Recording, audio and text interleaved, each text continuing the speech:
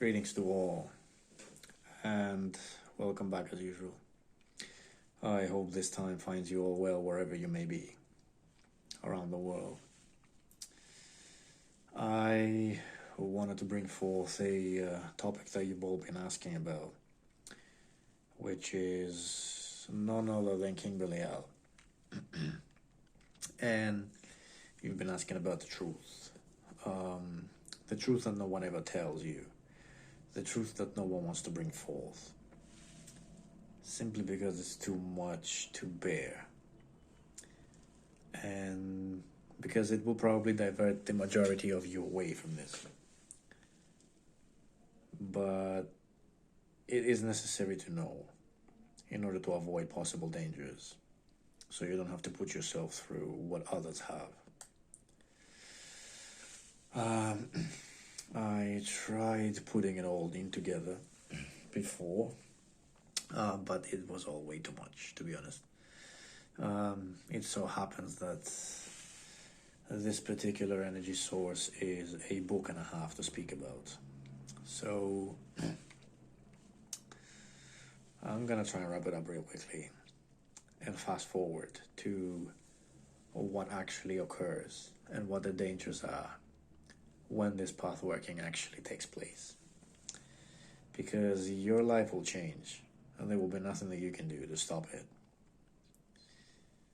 So I'm just simply gonna go through the parts of the transformation that occur after you manage to make contact and after you have successfully taken upon you the path working. In a nutshell, what is going to happen is you will be approached in the astral while you're floating in the middle of the collective, which is nothing but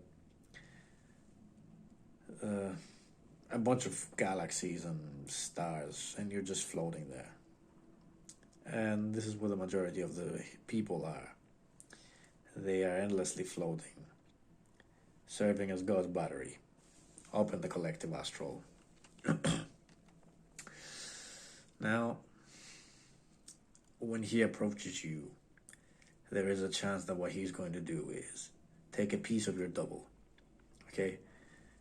He's going to grow a big claw and dig into you and take a piece. And you will be able to see within that. And you will see what you consist of. Your skeletal structure, so to speak, of your double is made of a golden cord, like a voodoo doll. And the rest is all astral dust, just like the place that you are finding yourself into. Then the second part is that you will be tested, taken into his world. You'll be tested in various ways. In my case, it was a military camp where I had to find my way around. The tests are various, and they continue each and every night. And you will be tested in many different ways mentally in order to see what kind of faculties and attributes you have, how you react with uncertainty, how you react under stress, how quickly you can think, how quickly you can take action to survive, and so on and so forth. These tests are real. Failure to pass the tests will probably result in you losing a limb in your projection, in your dream state. Whatever you lose there is a piece of your own soul double, of your own soul's astral double. So you will end up fragmented if you lose that. And this can result in severe mental issues manifesting within the physical body. Not to mention, accidents and occurrences may occur to you which will be completely unpleasant, or which will let you scarred for life. The second part of the transformation will be you growing energetically horns the next day. because the transformation doesn't stop in one day. It continues time after time after time.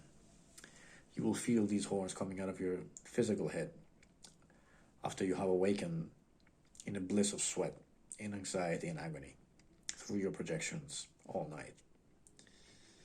And you will feel them coming out straight forwards and upwards. And then what will happen is that he's going to come around and start vampirizing you each and every day. You will be completely depleted of your energy. So he's going to literally eat all of your aura and spit it back into you with his own energy to transform you in this way.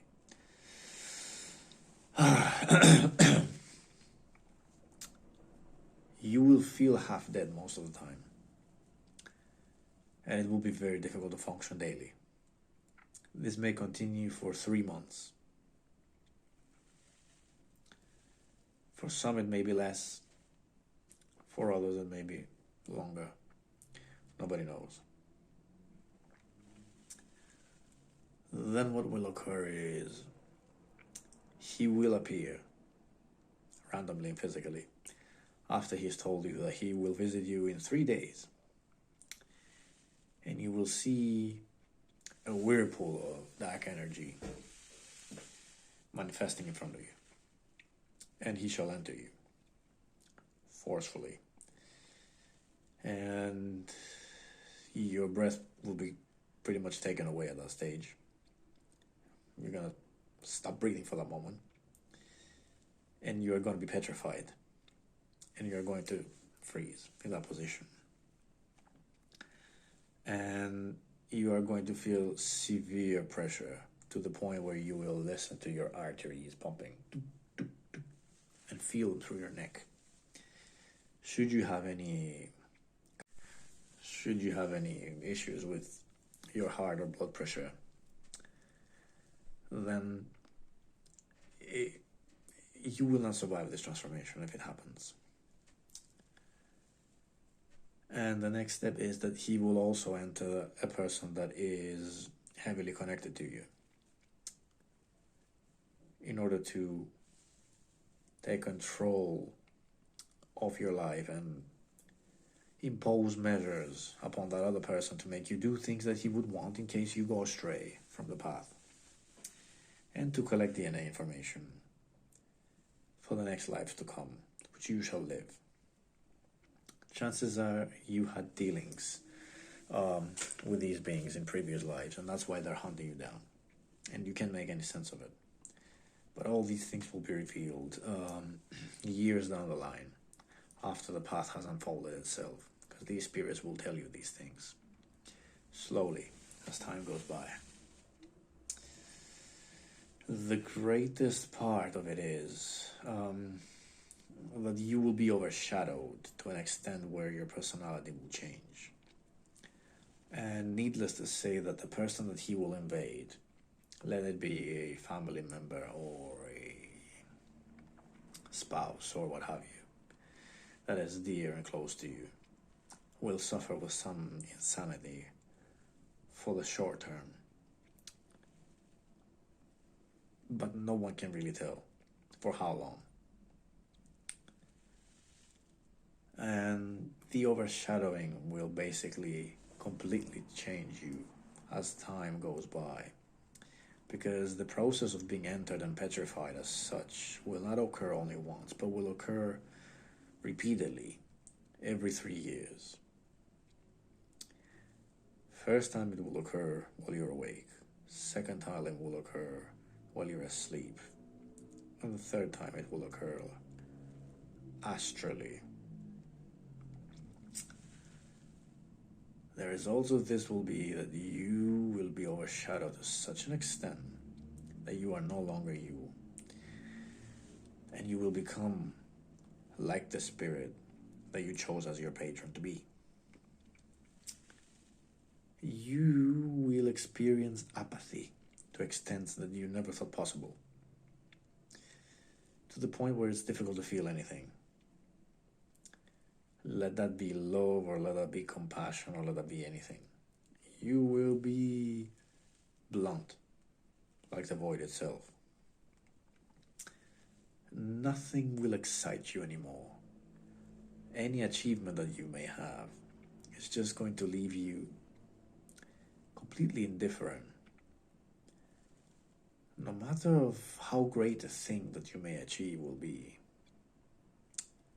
you simply won't jump around and get excited and laugh about it. You're just gonna say, okay, my will was done, and that is it. I'll leave it at that and continue. So it is very hard to try and understand how one can live like this, and how a person can be turned into such a point where he's not even himself anymore, to the point where you're overshadowed so much that you think and even at times speak like the spirit would, and it shocks people.